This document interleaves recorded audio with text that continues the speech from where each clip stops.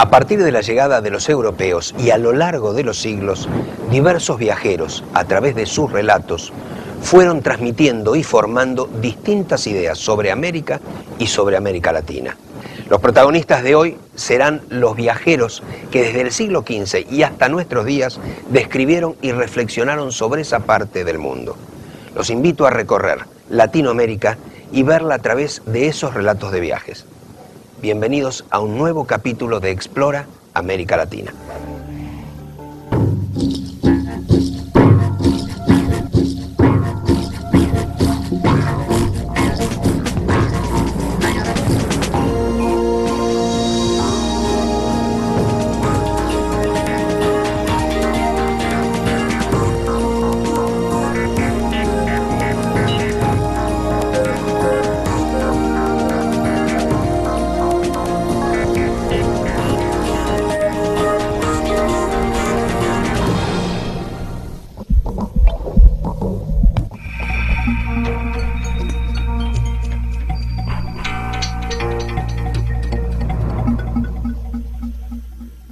Poco es lo que se conserva de lo escrito por Colón en sus 4 viajes por América. Partes de su diario, cartas, algunas escritas a los reyes. Sin embargo, lo poco que se conserva alcanza para reflejar uno de los episodios más fascinantes de la historia. Por eso América fue objeto de relatos de distintos viajeros, el naturista alemán Humboldt, Sarmiento, José Martí y ya en el siglo XX el Che Guevara, por citar solo algunos. Hoy vamos a recorrer nuestra América a través del relato de distintos viajeros y descubrir sus visiones, a veces fantásticas, románticas, muchas veces científicas, a veces dramáticas, otras esperanzadas, pero siempre, siempre apasionadas.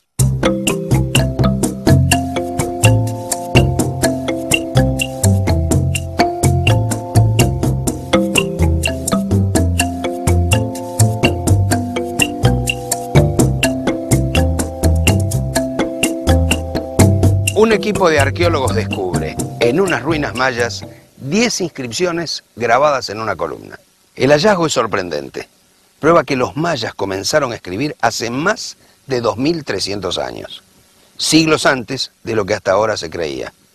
Hasta hoy, ni los más expertos eruditos han desentrañado el significado de las inscripciones y probablemente serán un misterio para siempre.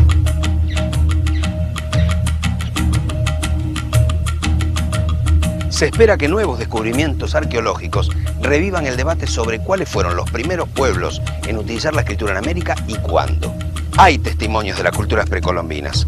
Son los pocos códices mayas que cruzaron el Atlántico hace algunos siglos y hoy se exhiben en museos de Francia, España y Alemania.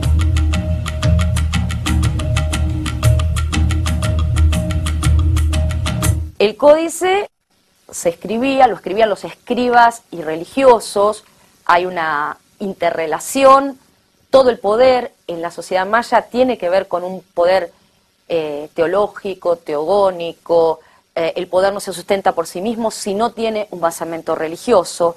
El hecho de escribir en el códice ya era un acto ritual, era un acto público, era un acto además que servía para la transmisión y para la herencia. Y quien se dio cuenta que servían para la transmisión, para la memoria étnica, para la memoria religiosa y cultural de las poblaciones originarias fueron los españoles. Y por eso hicieron lo más posible por destruirlos.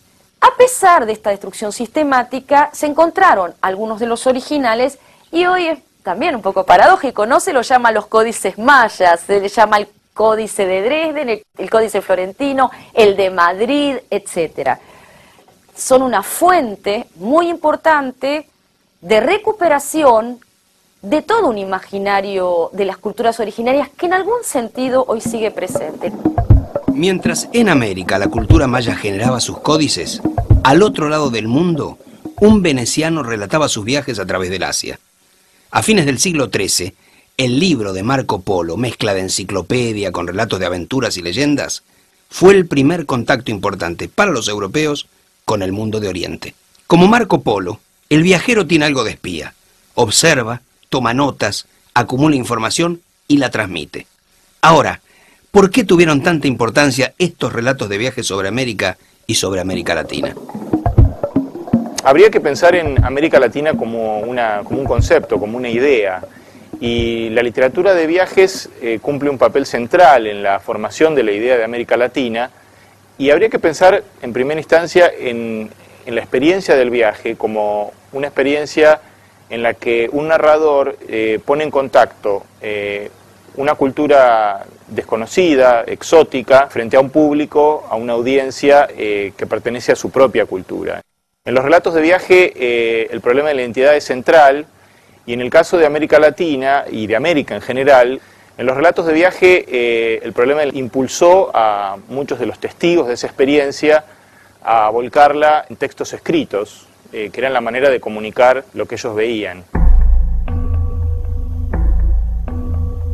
Lo que yo vi y me hallé en ello peleando, como buen testigo de vista yo lo escribiré, con la ayuda de Dios, sin torcer una parte ni otra. Entonces hay un tráfico de información en el que resulta definido el territorio exótico, pero al mismo tiempo se define la propia identidad. Europa, al descubrir América, se descubrió a sí misma, ¿no? Porque lo que se planteó frente a la experiencia radical del nuevo continente fueron preguntas y la elaboración de ciertas certezas acerca de la propia identidad europea. La llegada de Colón y sus hombres produjo sin duda el encuentro más asombroso de la historia. Desde el primer momento, incluso desde los barcos, esta tierra y su gente fueron objetos de relatos y descripciones, y fue el propio Colón su primer cronista. Bueno, hay una cosa muy linda de Eduardo Galeano que dice, que ha contado en las cartas de los viajes de Colón, que ha escrito Colón las cartas, emplea 139 veces de la palabra oro y apenas 51 veces la palabra Dios. Así que se ve lo que le interesaba ya al primer hombre que va a llegar acá de Europa. Allí dicen que hay infinito oro. Nombráronme muchos lugares donde decían que había oro y minas. Pueden ver sus altezas, que yo les daré oro cuanto hubieren menester.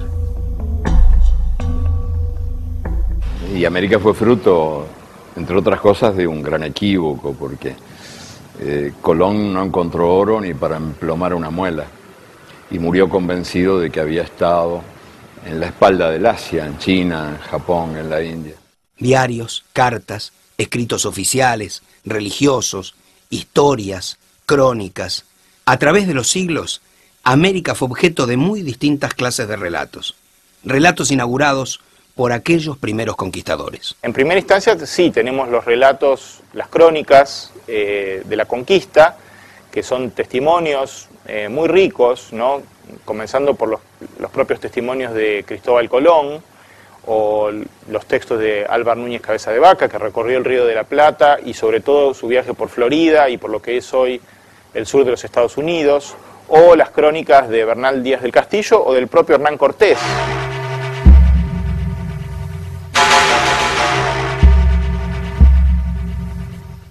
Es imaginable el asombro de Colón al tomar contacto con los pueblos originarios de América, como también el de Hernán Cortés, cuando vio por primera vez junto a sus hombres la ciudad fantástica de Tenochtitlán y la sociedad que la habitaba.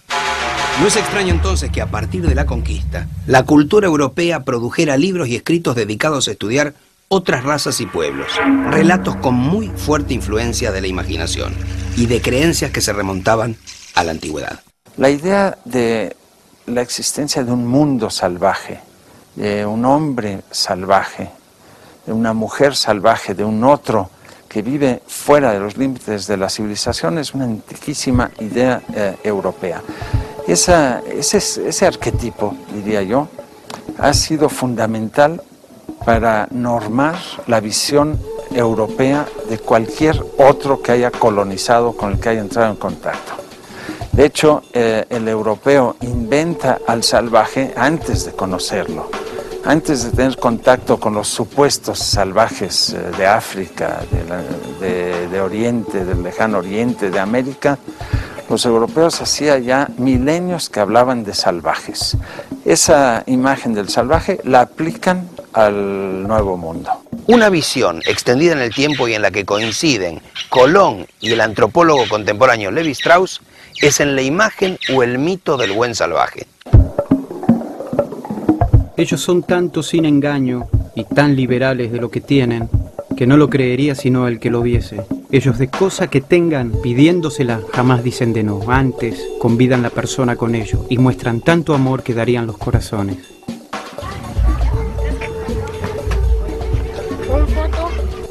Hubo siempre una oscilación entre los europeos que llegaban a América, entre definir a los indígenas como seres esencialmente malignos o como seres salvajes. Lo interesante de esta dualidad demonio-salvaje es que si hubiese predominado la idea de que los aborígenes americanos eran representantes del demonio, entonces hubiese sido necesaria la eliminación, la matanza total, la eliminación de los indígenas. La idea de que eran salvajes, que podían ser domesticados y civilizados y traídos a la civilización cristiana, se ajustaba mejor a las necesidades de ponerlos a trabajar, de explotarlos. Por eso acabó dominando la imagen del salvaje sobre la imagen del demonio. Antigua, ciudad de Guatemala fundada en 1543. Este fue uno de los destinos en América de un religioso, autor de obras y relatos insoslayables por sus denuncias de atrocidades en los primeros años de la conquista contra la población indígena. Fray Bartolomé de las Casas, primer vicario del convento de Santo Domingo de esta ciudad, segundo obispo de Chiapas, el primer escritor de Antigua, un personaje curioso y muy contradictorio. Bartolomé de las Casas es uno de los primeros y más inteligentes críticos de la experiencia de la conquista. Es un crítico muy temprano, un testigo muy privilegiado, porque él, asiste a la destrucción del Caribe en el mismo momento en el que eso ocurre. En todas las partes de las Indias donde han ido y pasado cristianos, siempre hicieron a los indios todas las crueldades susodichas, matanzas, tiranías y opresiones abominables en aquellas inocentes gentes. Entonces él escribe una obra de un valor extraordinario, ¿no? De una sofisticación filosófica enorme, e interviene en una serie de debates que se producen en ese momento con otros miembros de la iglesia, los sacerdotes, que eran en ese momento, como ustedes saben, la clase educada, ¿no? Y son quienes reflexionan desde un punto de vista filosófico acerca del significado de la conquista. Y en el caso de las Casas hay una crítica muy radical a la experiencia de la conquista y al abuso de los españoles sobre la población indígena americana. La causa por la que han muerto y destruido tan infinito número de ánimas los cristianos ha sido solamente por el oro y henchirse de riquezas. Yo creo que Bartolomé de las Casas es un caso ejemplar. Él oscila entre entender lo que llama las supersticiones de los aborígenes como expresiones de poderes infernales, por un lado, y la idea de que en realidad son hombres que viven en estado de naturaleza. Desde luego, al final se decanta por entenderlos como salvajes, es decir, como parte de este mundo, como humanos a fin de cuentas. Hombres, pero salvajes, hombres en estado de naturaleza. Las primeras percepciones registradas en el diario de Colón hablan de una tierra edénica habitada por seres puros.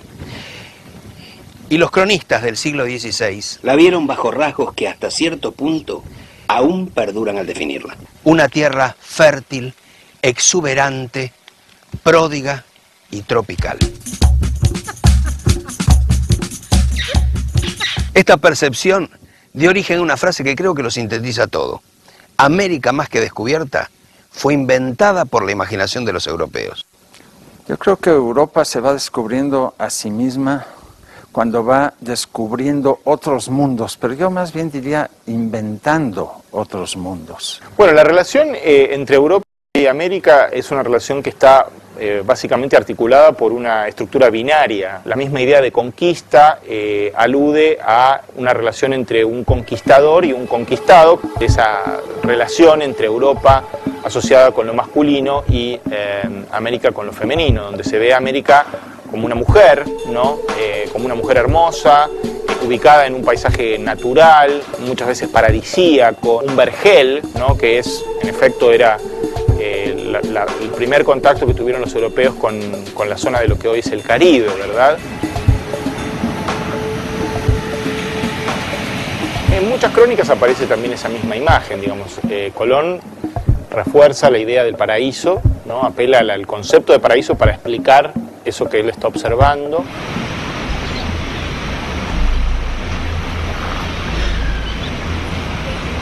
En el siglo XVIII la visión europea de un nuevo mundo paradisíaco cambió hacia el otro extremo. Los sabios de Europa plantearon la tesis de América como un territorio malsano e insalubre.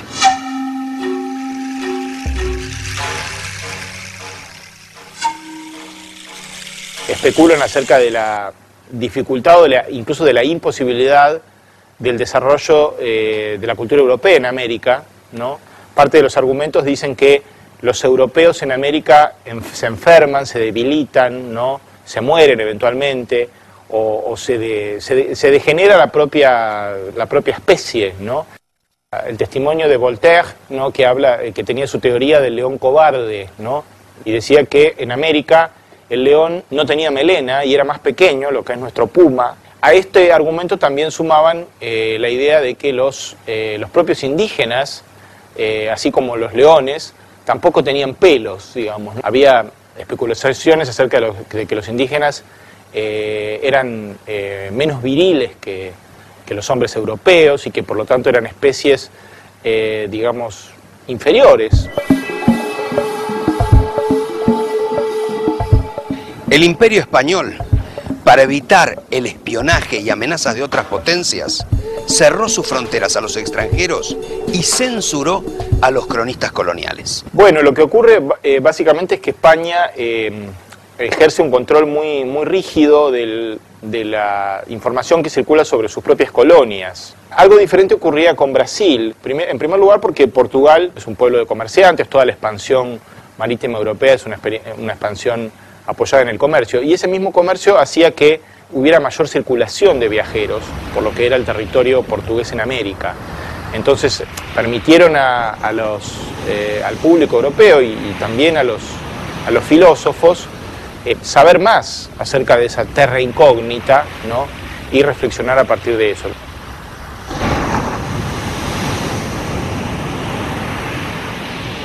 Las visiones negativas de América, de una naturaleza malsana y razas débiles, cambiará radicalmente a comienzos del siglo XIX. Y uno de los autores viajeros más influyentes fue el científico alemán Alexander von Humboldt. Desde 1799 y durante 5 años, Humboldt exploró 10.000 kilómetros de territorio americano, principalmente las colonias españolas. De regreso en Europa, en París, se dedicó a escribir más de 30 volúmenes, entre textos científicos, políticos, geográficos y filosóficos, que de algún modo inauguran el pensamiento moderno sobre América Latina. Al llegar Humboldt a América, le impresionó lo mismo que a Colón, la naturaleza. Por eso dedicó gran parte de su obra a estudiarla y describirla. Pero también se interesó por el sistema político, la organización social, y dedicó muchas de sus páginas a la sociedad criolla y a describir las injusticias del sistema colonial. A mí como europeo me da mucha vergüenza cómo los españoles cabalgan sobre los indios, los hacen llevar a los indios a ellos encima de los hombros y los castigan para que vayan corriendo. Dice, a mí me han ofrecido los caballitos, que son los hombres indios, y yo lo he rechazado indignado. Dice Alexander von Humboldt en su libro Mis viajes de 1805. Pero lo que nos interesa más desde un punto de vista histórico y cultural son las consideraciones de Humboldt acerca de las sociedades latinoamericanas, que son un documento insustituible porque viaja en el periodo precisamente anterior a los movimientos de la emancipación. Humboldt tiene una importante influencia en el desarrollo de esos acontecimientos políticos, ¿no? Dice, aquí en estas comunidades hay naciones en potencia, digamos. Estos se van a convertir en naciones y no falta mucho para que eso ocurra, y en efecto, como sabemos, muy pocos años después eso va a ocurrir. Entonces el viaje de Humboldt durante el siglo XIX va a ser muy leído también por las élites latinoamericanas, porque evidentemente sus ideas apoyaban y contribuían a las propias ideas de esas burguesías que buscaban fundar nuevas sociedades, ¿no? Humboldt criticó el racismo de las élites criollas y la esclavitud, a la que consideraba el mayor de todos los males. Su capítulo sobre los esclavos, en su ensayo político sobre la isla de Cuba, es una de las más importantes prédicas liberales contra la esclavitud en el siglo XIX. Una última observación acerca de Humboldt que también es muy interesante, es que Humboldt no solo recorre lo que es hoy América Latina, sino que también viaja a los Estados Unidos. Y es también un muy temprano testigo y un muy temprano analista de las diferencias que ya eran bastante palpables entre América del Norte y lo que es hoy América Latina, ¿no? Él identifica importantes diferencias y dice que América en efecto está dividida, ¿no? Algo que va a cobrar una importancia cada vez mayor durante el siglo XIX, pero que él reconoce muy tempranamente. Hoy la parte continental del Nuevo Mundo se encuentra como repartida entre 3 pueblos de origen europeo. Uno, y el más poderoso, es de raza germánica. Los otros 2 pertenecen por su lengua, su literatura y sus costumbres a la Europa latina. En el próximo bloque, Sarmiento y José Martí, 2 viajeros, 2 visiones distintas de Latinoamérica y los Estados Unidos. Además, Ernesto Che Guevara, aventurero, revolucionario y autor de diarios de viaje y de combate hasta el final de sus días.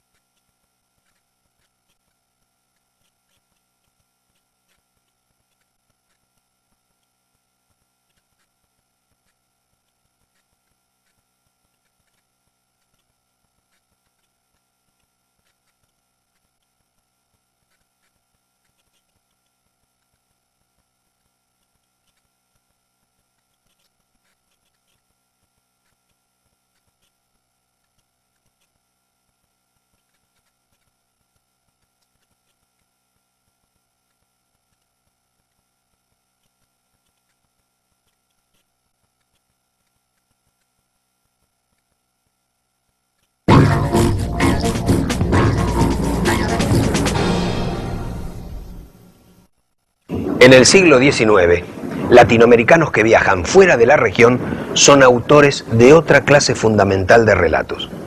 Entre ellos, Domingo Faustino Sarmiento y José Martí.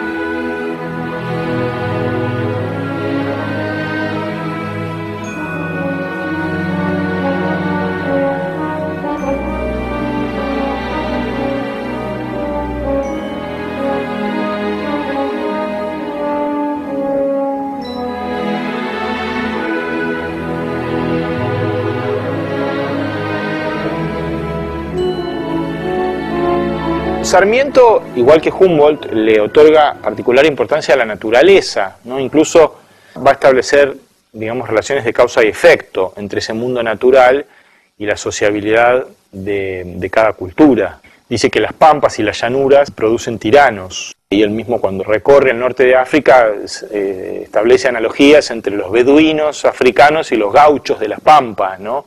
Y dice que entonces Rosas es el producto de esa geografía.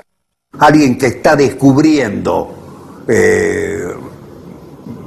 diversos rasgos de la zona europea o norteamericana, como puede ser en el caso de Sarmiento, incluso pensando de una manera más o menos sistemática qué elementos de esos países centrales pueden ser útiles para la Argentina.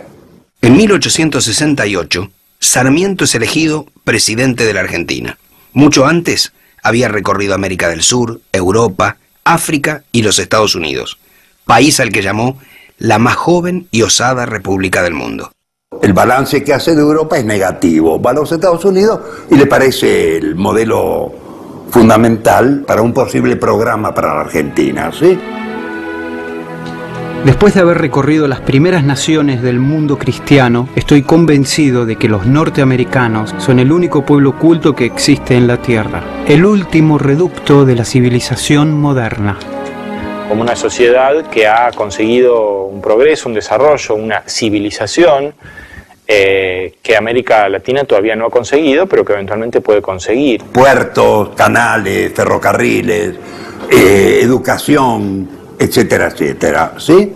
Es decir, que él va articulando una serie de componentes para proponer un programa progresista de acuerdo a la visión burguesa victoriana de mediados del siglo XIX, digo, Sarmiento como teórico burgués victoriano, ¿sí? En 1898, la derrota de España en la guerra hispano-norteamericana marca el fin de su dominio sobre la región. Esa caída hará que muchos intelectuales reconsideren a España y también los valores culturales comunes. Cobra impulso la afirmación de América Latina como idea y referente entre los propios latinoamericanos. En gran medida impulsado por Francia, ¿no? Por una serie de profesores intelectuales franceses y algunos latinoamericanos también que participan, como Torres Caicedo, y que empiezan a elucubrar esta idea de que existe una América Latina y una América sajona, que se oponen. Evidentemente el interés de Francia, que se relaciona con su invasión a México en 1861, busca simplemente dar argumentos para una intervención militar imperial. Ahí hay una rivalidad entre una potencia europea y una potencia americana, entre Francia y los Estados Unidos, por el control territorial de América Latina. Entonces ahí es cuando ese término, digamos, realmente cobra sentido. Vemos que es un término perfectamente, se puede datar históricamente, ¿no?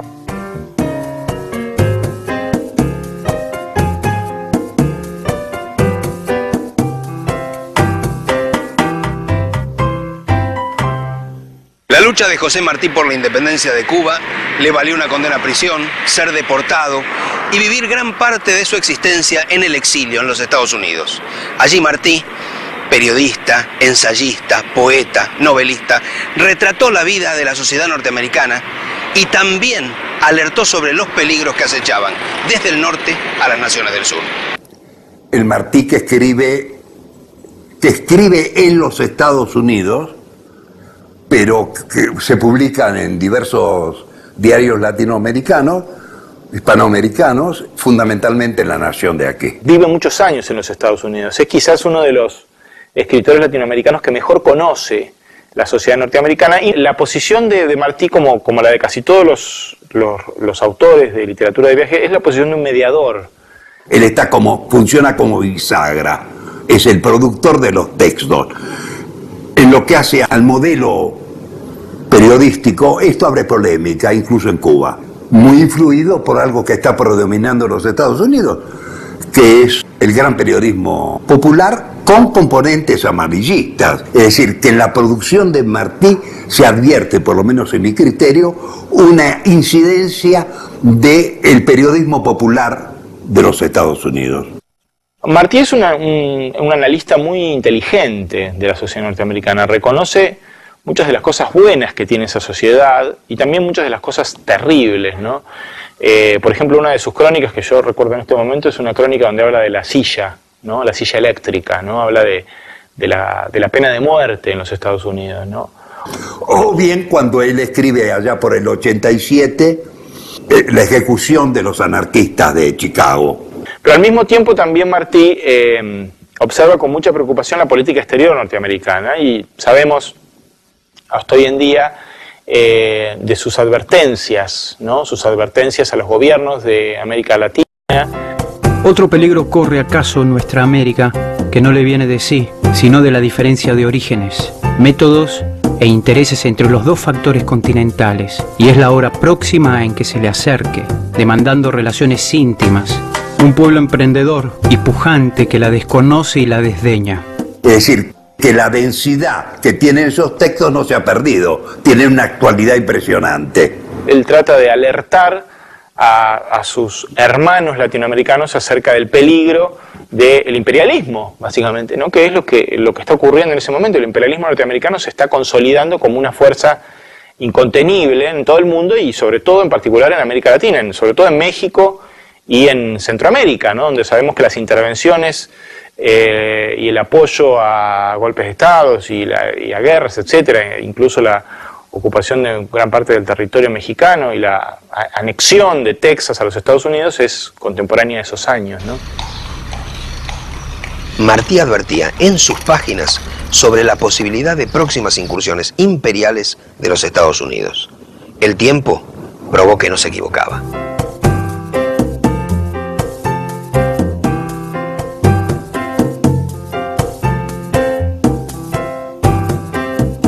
La Habana, la tierra de Martí, también será el destino de nuestro próximo viajero, Ernesto Che Guevara, ícono universal de la lucha revolucionaria y autor de diarios de viaje y de combate hasta el fin de sus días. En realidad el viaje no lo hizo el Che. El viaje lo hizo Ernesto Guevara de la Serna. Y hay un tránsito entre ese Ernesto Guevara de la Serna y la foto de Alberto Korda, esa que en general es emblemática del Che post-revolución cubana. A mí me gusta cómo escribía el Che, me gusta mucho. Es de una gran precisión, le preocupa mucho contar con lo que pasó.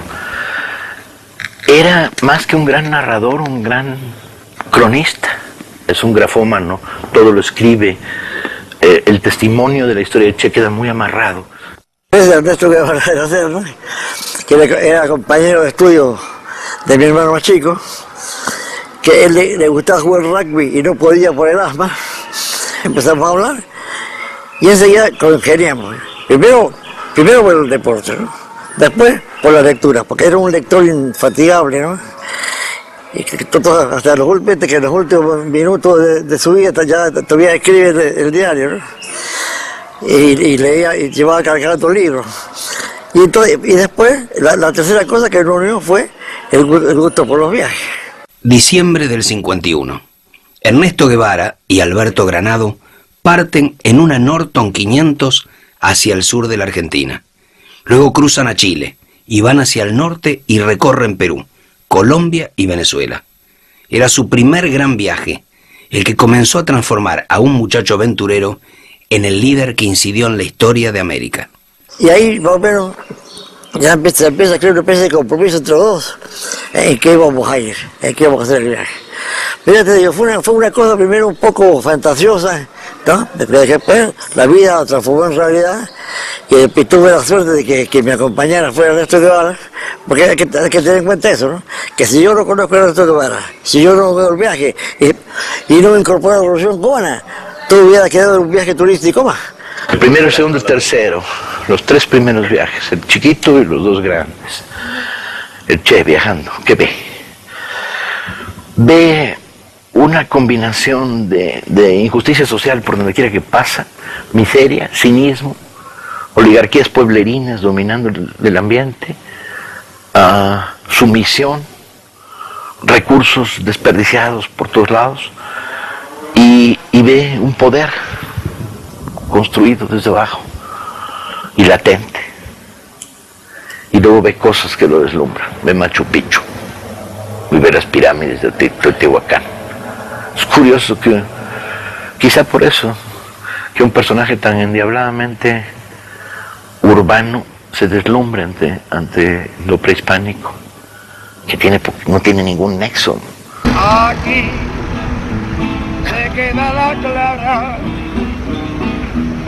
la entraña de transparencia. Los diarios de Ernesto Guevara, escritos durante su primer gran viaje por Sudamérica, fueron la base de la película de Walter Salles, Diarios de motocicleta. Estas páginas reflejan la primera visión de Guevara sobre Latinoamérica, poco antes de convertirse en el Che.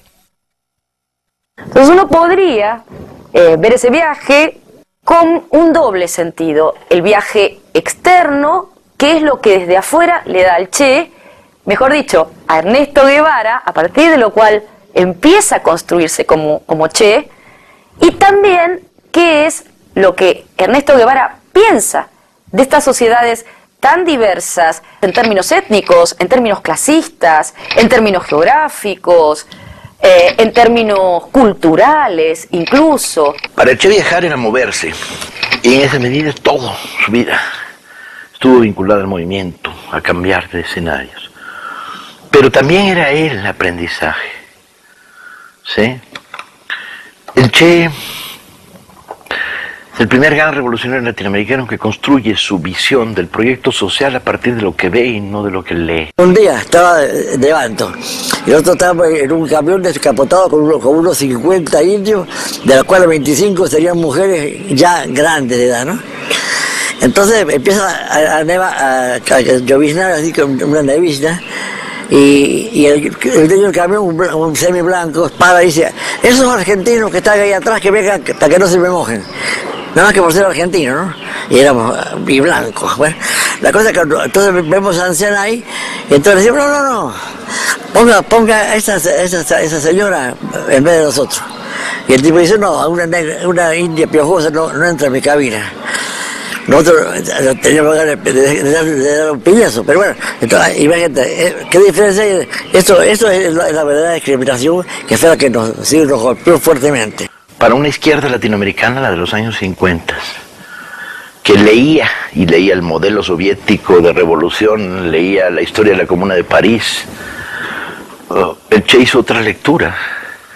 El Che leía la mina, la empresa frutera norteamericana con estructura feudal, los autobuses que cruzaban los Andes con indios monolingües, las pirámides. El Che leía, era un sociólogo y construyó su visión de América Latina a partir de esto. Por eso es muchísimo más precisa que las visiones de la izquierda contemporánea al Che. Y lo mismo pasó cuando vimos cómo trataban a los mineros de cobre. Al principio la incorporamos sin darle mucha importancia política, y después la vida nos fue dando la razón, ¿no? También en el sentido de que había que romper esquemas, que había que luchar para hacer las cosas bien hechas, que no había por qué discriminar a un enfermo porque fuera leproso, en fin. Todas las cosas que después la vida, afortunadamente, nos permitió que nos dijera que teníamos razón. El Che tiene una triple componente muy potente: aventurero, vagabundo, romántico, que lo hacen como es, le dan este sustento. En realidad todavía no era el Che, aunque allá había cosas que indicaban que había un embrión de un tipo no muy común, ¿no? Por ejemplo, ese discurso que hizo cuando cumplió los 24 años, donde habla de la cosa bolivariana. ¿Tú viste la película? Creemos, y después de este viaje más firmemente que antes, que la división de América en nacionalidades inciertas e ilusorias es completamente ficticia.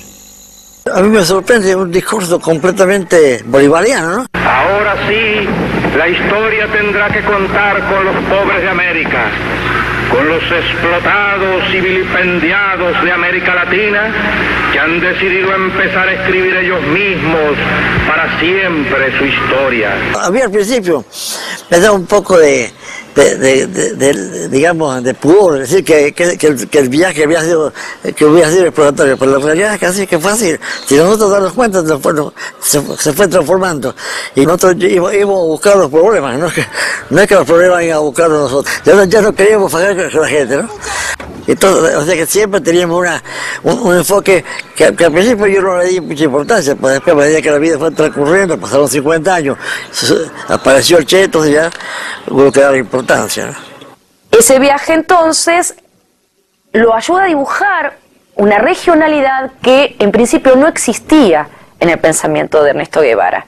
Con la Revolución Cubana, la idea continentalista de la Revolución Cubana, que conmovía todas las certezas y llamaba a la transformación social, y la idea del hombre nuevo tiene bastante que ver con esta aparición que está gestándose en Ernesto Guevara desde el primer viaje hasta la llegada a Cuba y a Sierra Maestra.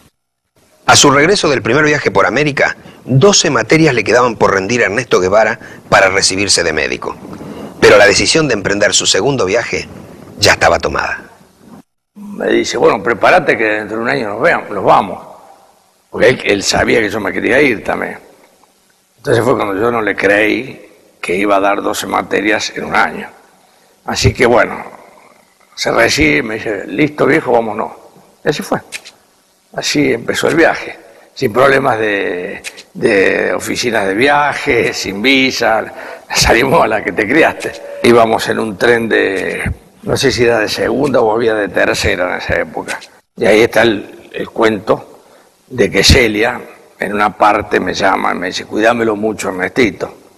Lo mismo le había dicho cuando sale con Granado en motocicleta. Así que mira qué nene teníamos que custodiar Granado y yo durante el viaje. Granado, yo te voy a hacer responsable a vos. Le llega a pasar algo a Ernesto y yo te busco y te encuentro, ¿eh? Ponete el pañuelo, mi amor. El segundo gran viaje de Ernesto Guevara incluyó Argentina, Bolivia, Perú, Ecuador, Panamá, Costa Rica, Guatemala y México. Eso antes de cruzar a Cuba.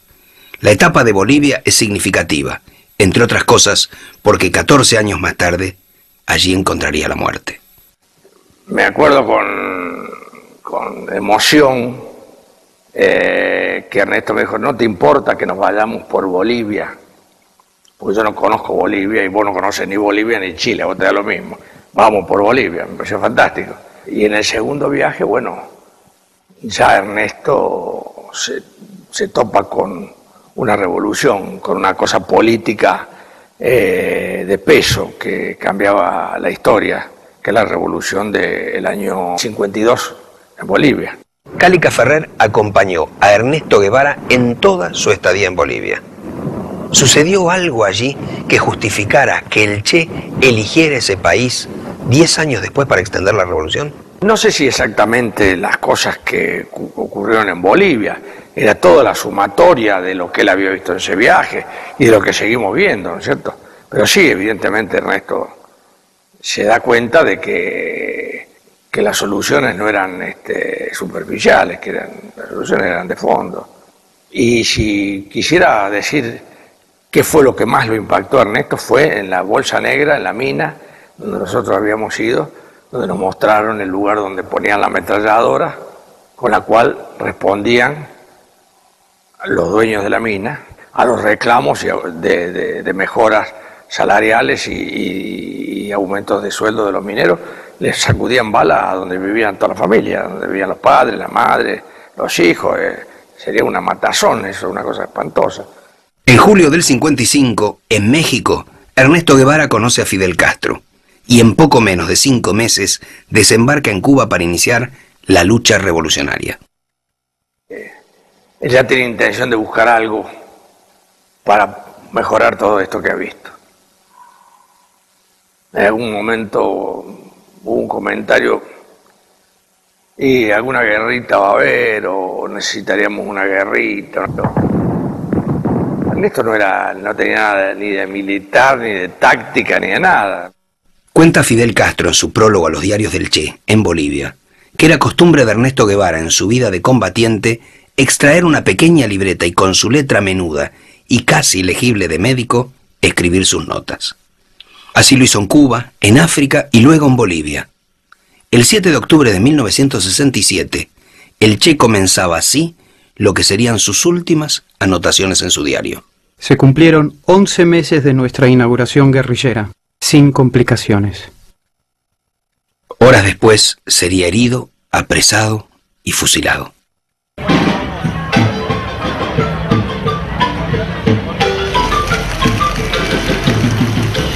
Distintas visiones, libros, relatos de viajeros fueron construyendo a lo largo de los siglos una imagen de esta tierra y su gente.